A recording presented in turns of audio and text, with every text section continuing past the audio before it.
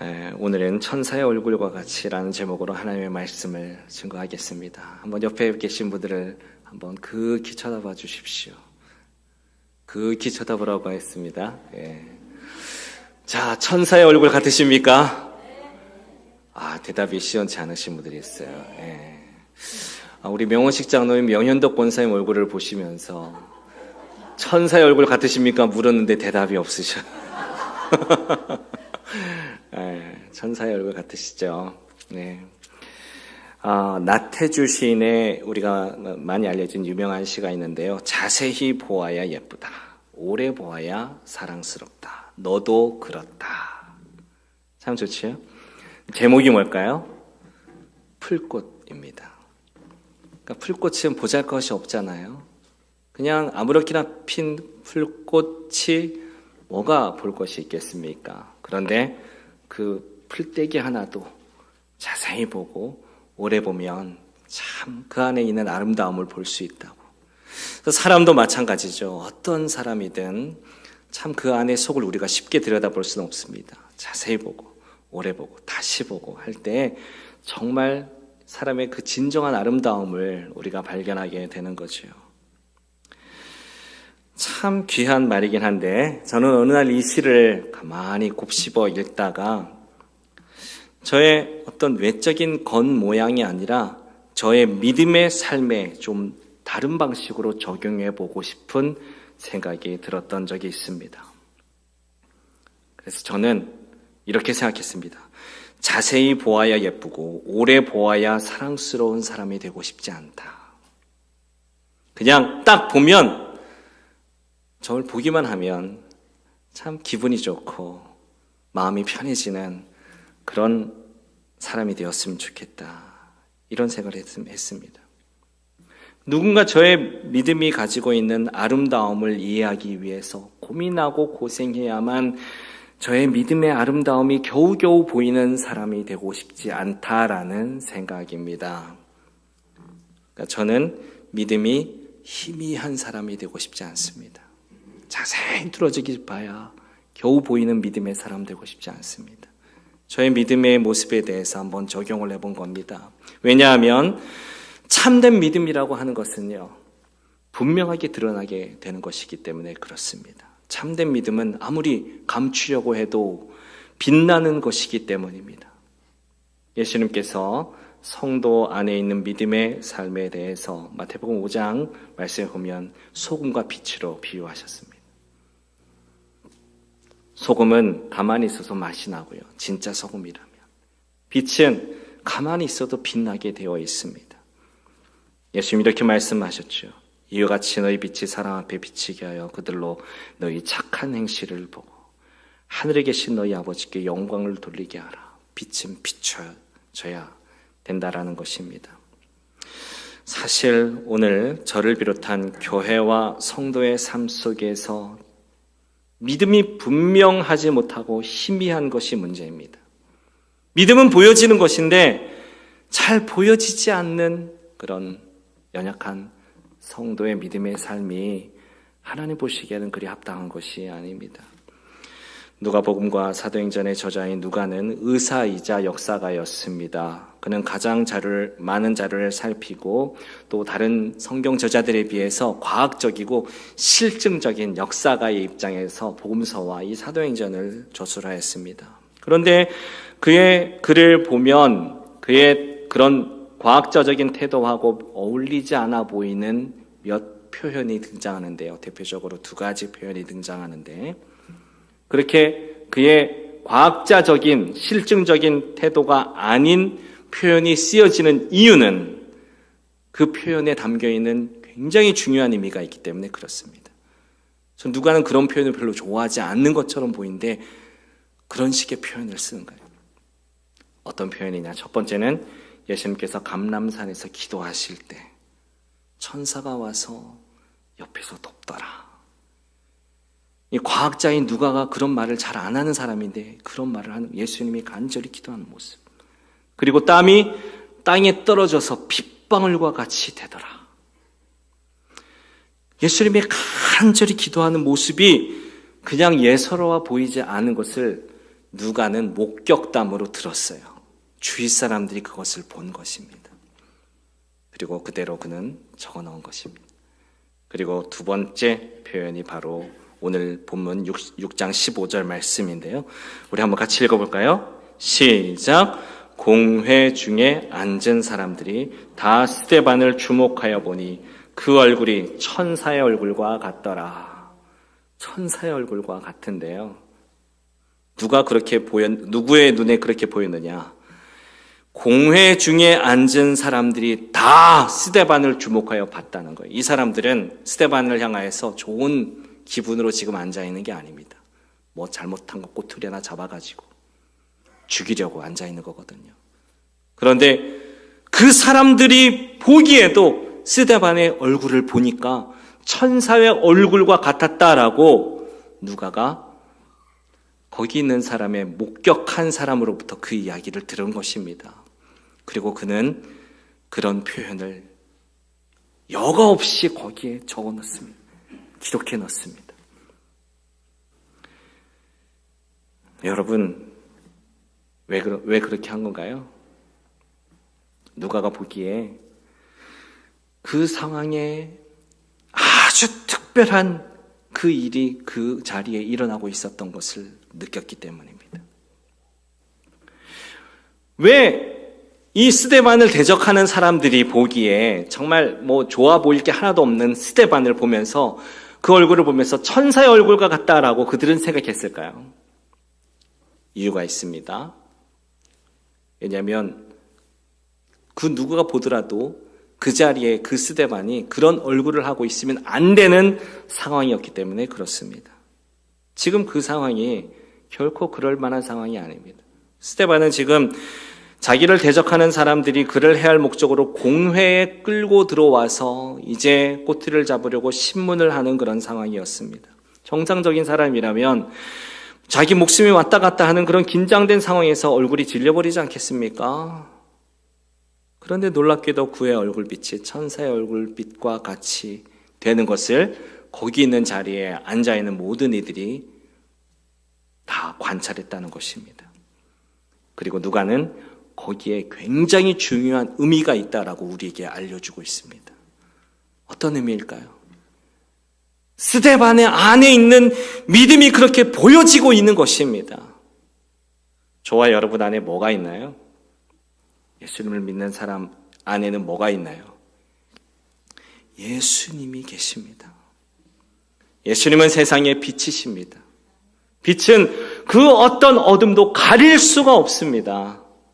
아주 작은 촛불도 칠흑 같은 암흑 가운데에서 하나 탁 켜지면, 여러분 담뱃불 아시죠? 제가 군에 있을 때 GOP에서 DMZ 그 GOP에서 근무를 하였는데 한 친구 병사가 담배를 피다가 아주 혼나고 거의 영창에 갈 뻔했던 적이 있었는데요. 그때 배웠던 게 담뱃불 하나가 4km까지 저 멀리서 보인다고 합니다. 아무리 칠흑 같은 곳에서도 그 작은 불씨, 담뱃불이 뭐 얼마나 세겠어요? 그 작은 불씨 하나도 저 멀리서까지 보이는데, 여러분, 우리 안에 세상에 가장 강력한 빛이신, 그 어떤 것도 막을 수 없는 거룩한 빛이 있음을 믿으시기 바랍니다. 여러분의 삶의 자리에 어떤 어려움이 쳐들어와도, 살기 등등한 대적들이 여러분을 둘러싸고 있어도, 고통과 재정적인 환난과 어두움이 여러분을 압박하고 위축되게 만들어도 두려워하지 마십시오. 어떻게 두려워하지 않을 수 있을까요? 내 안에 누가 계신지 알고 그분을 간절히 바라보면 됩니다. 지금 스데반에게 그런 일이 일어나고 있는 것입니다. 이것을 누가는 지금 오늘 말씀을 통하여서 저와 여러분에게 강조하고 있습니다. 그 당시 상황 속으로 더 들어가 보면은요, 지금 이 모든 일이 시작된 것은 논쟁이었습니다. 근데 누구와 누구의 논쟁 상황이냐 하면 바로 스데반과 또 자유민들. 이 자유민들은 원래 로마와의 전쟁 당시에 끌려가서 포로가 돼서 거기에서 노예로 살던 사람들인데 말씀에 나와 있죠. 구레네, 북아프리카 지역입니다. 알렉산드리아, 애굽입니다. 그리고 길리기아와 아시아, 오늘의 튀르키예 지역입니다. 그러니까 그곳에서 노예였다가 이제 해방이 되어서 자유민이 된 유대인들입니다. 유대인들. 그리고 그 유대인들은 자기들이 있는 곳에서도 회당을 다녔고요. 그리고 지금 이 일이 일어나고 있는 예루살렘에 그들이 모이는 회당이 있었습니다. 곧 예루살렘으로 치면 교포들이 모인 회당이죠. 그들의 언어는 헬라어였어요. 히브리어나 아람어가 아니라 헬라어 언어를 쓰는 그 이세 교회 그 회당에서 모여서 있었던 사람들 가운데 일부가 스데반과 더불어 논쟁을 하는 것입니다. 스데반이 말씀을 가지고 주의 복음을 증거하는데 그때 반기를 들었습니다. 그런데 이 사람들은 믿음이 없는 사람들이 아니라는 말씀이죠. 왜입니까? 노예로 잡혀갔을 때에도, 거기서 풀려났을 때에도, 타지에서도 회당을 다녔던 사람들, 하나님을 열심히 믿었던 사람들입니다. 그러니까 지금 스데반과 이 자유민들과의 논쟁은 하나님을 믿는 사람들끼리의 논쟁이에요. 둘 다 하나님을 믿는 사람들인데 그런데 이 논쟁에서 보여지는 좋지 못한 태도가 하나 보입니다. 10절 말씀을 보십시오. 스데반이 지혜와 성령으로 말함을 그들이 능히 감당하지 못하여. 그러니까 스데반이 주의 복음을 말씀을 가지고 증거하니, 그러니까 예수님이 구주이심을 증거하니 이 유대인들은 가만히 볼 때 예수님이 성전이시고 살아계신 하나님의 아들로서 우리와 하나님을 참으로 만나게 하시는 참된 성전의 예배의 중보자이시며, 그리고 또 구원을 얻는 것이 율법이 아니라 사람이 율법을 행함으로써가 아니라 예수님으로 말미암아 보혈의 은혜로 말미암아 하나님께 가까이 나아가게 되는 그런 이야기를 들으며 그들이 무엇을 생각하는 겁니까? 이 스데반이 성전과 율법을 모독한다라고 오해하고 그릇되게 생각하여 이걸 같이 논쟁을 하는데 이기지 못하는 겁니다. 스데반이 구약 성경을 열심히 말하니까 반박할 수가 없는 거예요. 이기지 못하니까, 정상적인 방법으로 이기지 못하니까 어떻게 했습니까? 11절 보십시오. 사람들을 매수하고요, 돈을 주어 사서 거짓 증언을 하게 만듭니다. 그리고 백성과 장로와 서기관들, 그러니까 자기들과 같은 교포가 아니라 자유민으로서 타지에 있다가 온 디아스포라 유대인들이 아니라 예루살렘 토박이들, 성전의 지도자들, 제사장들, 종교 지도자들을 충동시켜서 이 스데반을 사내들인 공회라고 하는 종교 지도자들의 그 최고 유대인들 자치기관에 끌고 와버립니다. 그리고 거기서 재판을 합니다. 거짓 증인을 세웁니다. 말하는데 성전을 모독했고 율법을 거슬러 말하며 모세를 모독했다. 자기들이 듣지 아니한 말을 거짓으로 증거하게 하며 스데반을 지금 모함하고 있는 것입니다. 여러분, 논쟁에서 진다고, 자기 뜻대로 되지 않는다고 돈을 주고 사람을 사고 거짓 증인을 하는 게 하나님을 믿는 사람이 할 수 있는 행위일까요? 어떻게 생각하세요? 그런데 지금 이 사람들이 그렇게 하고 있는 겁니다. 그러나 여러분, 오늘 지금 우리가 살아가고는 이 세상 속에서도 하나님을 믿는다고 하면서 돈으로 사람을 사고 거짓 증언을 하고 이런 세상 사람들보다 더 악한 일을 하기도 하는 일들이 일어나고 있지 않습니까? 하나님을 믿는다고 하는 사람들이 감히 그렇게 행하는 모습이 오늘날에도 사실이지 않습니까? 저와 여러분은 어떻습니까? 어떤 면에서 참 충격이죠. 어떻게 하나님을 믿는다고 하는 사람들이 이렇게 거짓 증인까지 돈으로 매수해서 한 사람을 죽이려고까지 달려드나. 아무리 나쁜 사람이고 이단 괴수라고 하더라도 바른 방법으로 하려고 하는 게 정직한 신앙을 가진 사람이라면 그렇게 하지 않겠어요? 그런데 왜 이 대적자들은 그렇게 하지 않고 이렇게 나쁜 모습으로 자기들이 있는 곳에서 회당을 다니고 예루살렘에 와서 정말 살아가면서 성전을 지킨다고 하는 사람들이 왜 지금 이런 일을 행하는 걸까요? 그들의 믿음에 큰 문제가 있습니다. 여러분, 성전은 어떤 곳이냐? 가장 돈이 많은 곳입니다. 예루살렘 성전은요. 당시 그곳 경제의 중심지였고요. 성전 비즈니스가 성행했고 성전으로 부당한 사업을 해서 먹고 사는 사람들이 참 많았습니다. 그들 가운데 당시 제사장 그룹이었던 사두개인들도 있었고요. 종교 지도자들이 있었습니다. 예수님은 그래서 복음서에 보면 성전에 가시자마자 환전소를 엎어버려요. 곳곳에서 온 사람들이 환전을 할 때, 그 앞에서 환전할 때는요, 거의 기록에 의하면 몇 배를 뻥 튀겨서 수수료를 받았다고 해요. 그리고 비둘기 한 마리. 그러니까 그 멀리에서 올 때 재물을 어떻게 가지고 오겠습니까? 근데 그 앞에서 재물을 파는 거예요. 재물 비즈니스를 하는 거예요. 제사에 바칠 재물 비즈니스. 제일 싼 거 비둘기 한 마리를 10배, 많게는 20배를 더 쳐서 그런 사업들을 했다고 합니다. 그런 상인들의 상을 엎으셨습니다. 그리고 예수님께서는 믿음은 없고 돈과 탐욕만 남아있는 성전의 멸망을 예언하셨습니다. 여러분 무슨 말입니까? 당시 유대인들에게 있어서 성전은 그들의 중요한 밥그릇이었습니다. 그래서 지금 화가 나고 억지로라도 돈으로 사서 거짓과 모함을 하며 스데반을 죽이려고 하는 이유는 결국 사실 밥그릇 문제입니다. 경제 문제입니다. 어떻게 해서 그들에게 그런 참 나쁜 일들을 그들이 하게 된 걸까요? 그들이 하나님을 섬긴다고 하였지만 그의 중심 깊은 곳에 돈을 섬기는 게 있기 때문이죠. 하나님이 주인이라고 하지만 그들의 중심에 돈이 중요합니다. 더 중요합니다. 돈과 하나님을 동시에 섬길 수 없습니다. 어떤 유명한 가수의 그 노래 중에 이런 가사가 있습니다. 절대 선은 없어.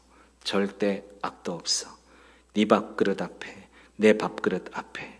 영원한 적은 없어. 영원한 친구도 없어. 네 밥그릇 앞에, 내 밥그릇 앞에. 제목이 뭘까요? 예, 나쁜 말이라서 하지 못하겠습니다. 강아지들입니다. 강아지들.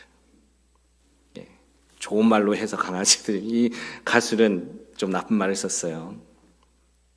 강아지들처럼 밥그릇 앞에서 친구도 없고 아무것도 없잖아요. 근데 그게 사람도 똑같다는 겁니다. 우리도 공감이 가죠. 자기 밥그릇 앞에서 어제의 적이 오늘의 친구도 되기도 하는 거 성경에도 나와 있습니다. 바리새인들과 사두개인들은 서로 여당 야당 같은 사람들입니다.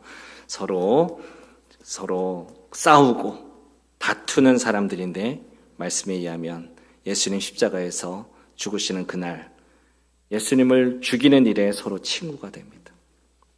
이게 말씀에 나와 있죠. 여러분, 그들이 마음속에 돈이 주인이 되면 하나님을 믿는다고 하지만 그러나 자기 자신도 속이며 돈을 주인으로 삼아 나갈 때 자기 바로 앞에서 생명의 말씀이 선포되어져도 거기에 귀가 막혀버리는 겁니다. 그들의 눈에 스데반의 얼굴이 천사의 얼굴과 같이 보이고 있다는 것은 그들도 자신이 틀렸고 스데반이 옳다는 것을 하나님이 보여주셨다는 뜻입니다. 그들이 느낍니다. 지금 우리가 뭔가 잘못한 일을 하고 있나? 저 스데반의 얼굴이 막 빛나고 있네. 하나님이 스데반의 손을 들어주고 계심을 그들이 보고 있습니다. 그럼 뭡니까? 그들에게 한 번 더 기회가 있는 것입니다. 복음을 영접하고 생명의 말씀으로 나올 기회가 있는 것인데 그런데 그들은 끝까지 거절하게 됩니다. 그리고 스데반을 죽이게 됩니다.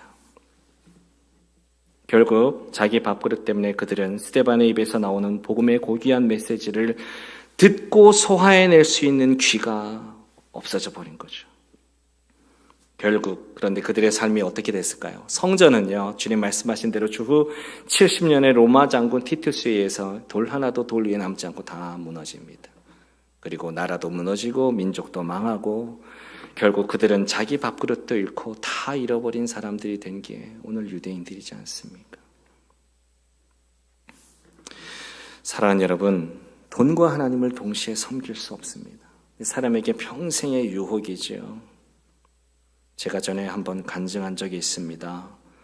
미국에 유학을 와서 유학생에게 돈이 별로 없잖아요. 자금이 다 떨어졌어요. 이제 하나님께 간절히 기도하며 하나님 생활비를 좀 할 수 있도록 좀 길을 열어주십시오. 뜻하지 않게 정말 시골 신학교 사역지도 참 그 한인교회도 없는 곳은 한 2시간 운전해서 가면 섬길 수 있는 그런 교회에서 연락이 왔습니다. 그래서 제가 한 달을 사역하며 사례비 1,000불을 받았어요. 파트타임 청년부 목사로 사역하면서. 근데 하나님이 이 아메리카 땅에서 주신 첫 예물이니까 하나님께 바쳐야겠습니다.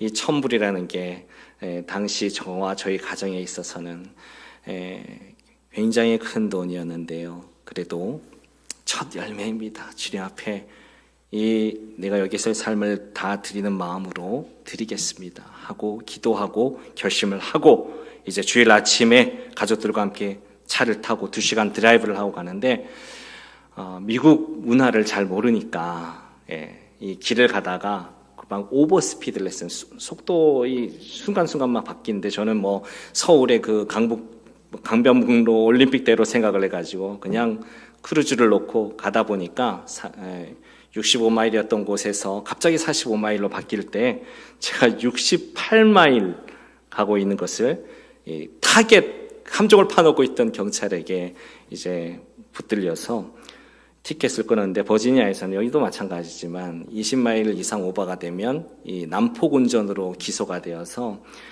뭐 가만히 인터넷을 찾아보니까 적지 않은 돈과 시간이 뭐 1,000불 넘는 돈이 이걸 해결하면 들게 생겼더라고요. 그 순간 절망이 되었습니다. 하필이면 그때 이 1,000불 내가 정말 주님 앞에 헌신하기로 작정하고 출발했는데 그런데 하나님 어떻게 나에게 이런 일이 일어납니까? 이 1,000불을 다시 물르고 싶어요. 그리고 이 돈에 대한 걱정이 저의 삶을 위축되게 만들고 저의 마음을 꽉 누릅니다. 사람이 어쩔 수가 없는 연약함이 있잖아요. 저에게도 그런 연약함이 지금도 자유하지 못합니다. 근데 그때 예배를 통하여서 하나님이 참 위로와 용기를 주셨어요. 그리고 결심하고 받은 그 사례비 전부를 그냥 헌금을 드렸습니다. 그런데 그 후에 어떻게 됐을까요? 좋은 일들이 저에게 일어났고 또 저의 아내도 뜻하지 않게 또 사역을 할 수 있는 기회도 생기게 되고 하나님의 인도하심이 있어서 어떤 그런 경제 문제에 있어서 지금까지도 하나님이 참 이렇게 이끌어 주시는 그런 것을 정말 많은 경험들을 해왔던 것 같아요. 지금도 그런 경험을 하고 있고요. 여러분, 제가 여러분에게 간증하는 이유가 무엇입니까? 돈과 하나님을 동시에 섬길 수 없습니다. 우린 이것과 싸워야 합니다. 우리 안에 하나님이 아닌 다른 것이 주인이 될 때 우리는 복음의 말씀을 내 것으로 듣는 귀가 막혀버릴 수 있습니다. 그 우리의 얼굴은 천사의 얼굴이 되지가 않아요. 예수님이 내 안에 빛을 내시는 그 엄청난 모든 어둠을 뚫는 그 광채를 내가 내 스스로 내 안에서 닫아버립니다. 주님이 그것을 원하지 않으십니다. 지금 스데반을 대적하는 사람들에게 일어나고 있는 일이 그 일입니다. 그러나 스데반의 얼굴이 천사 얼굴과 같이 지금 그런 상황 속에서도 그들과 다르게 정말 죽음의 문턱 앞에 있을 때도 그 스데반이 그렇게 이제 다음 주에 이제 나누게 되겠지만 위대한 설교를 하고요. 집사님인데 목사님도 아니고 집사님인데 위대한 설교를 하고 순교의 영광을 하는 할 수 주께 영광 올려드릴 수 있었던 것은 그가 그 안에 계신 주님을 보았기 때문입니다. 우리 사도행전 7장 55절 56절 말씀 한번 볼까요? 같이 한번 받들어 봉독합니다. 시작. 스데반이 성령 충만하여 하늘을 우러러 주목하여 하나님의 영광과 및 예수께서 하나님 우편에 서신 것을 보고 말하되 보라 하늘이 열리고 인자가 하나님 우편에 서신 것을 보느라. 스데반은 지금 이때만 주님을 보고 있는 게 아니라 그가 지금 이 대적자들과 함께 있는 그 모든 순간 속에서 예수님을 보고 있으니 지금 이 절체절명의 자리, 지금 이를 갈며 자기들에게 달려드는 사람들 앞에서도 내가 주님을 봅니다 라고 말을 할 수 있었던 것이죠. 스데반이 지금 몽환적인 상황 속에서 꿈에 취해서 이런 말을 하고 있는 게 아닙니다. 뒤에 나오는 59절 60절 말씀은 그들이 돌로 스데반을 칠 때 스데반이 부르짖는데 주 예수여 내 영혼을 받으시옵소서. 60절 같이 한번 읽어볼까요? 시작. 무릎을 꿇고 크게 불러 이르되 주여 이 죄를 그들에게 돌리지 마옵소서. 이 말을 하고 자니라. 여러분, 이 말을 누가 했던 겁니까? 예수님이 십자가에서 하셨던 그 말입니다. 지금 스데반은 십자가에서 죽으시는 그 예수님을 보고 있습니다. 그러니까 그는 계속해서 주님을 보는 사람이었습니다. 그러니 용서하소서 자기에게 돌을 던지며 지금 머리가 터지는 가운데서도 주여 이 죄를 그들에게 돌리지 마십시오. 어떻게 그런 기도를 할 수가 있습니까? 그가 십자가에서 자기를 위해서 죽으신 그 주님을 그는 간절히 보는 사람이었습니다. 사랑하는 여러분, 여러분의 삶의 자리에서 어둠과 절망이 찾아올 때 이거 하나 기억하십시오. 십자가에서 죽으시던 여러분을 위해서 죽으신 그 주님의 모습을 기억하십시오. 십자가에서 하셨던 주님의 기도를 기억하십시오. 십자가를 통하여 저와 여러분에게 말씀하시는 주님의 말씀을 마음에 새기십시오. 무엇이라 말씀하셨나요? 내가 너를 사랑한다. 내 아들을 주기까지, 내 생명을 다 바치기까지 너를 살리고 싶다. 너를 그렇게 살리시는 하나님이 지금 앞에 돈이 없다고, 지금 앞에 건강이 없다고, 지금 앞에 소유가 없다고, 문제가 많다고 너를 버리시겠느냐? 너를 가만히 두겠느냐? 주님은 결코 그렇게 하지 않으십니다. 스데반은 자기가 죽어가는 모습을 예수님이 저 하늘에서 보고 있을 때 하나님 당장 내려오셔서 저를 구해주세요.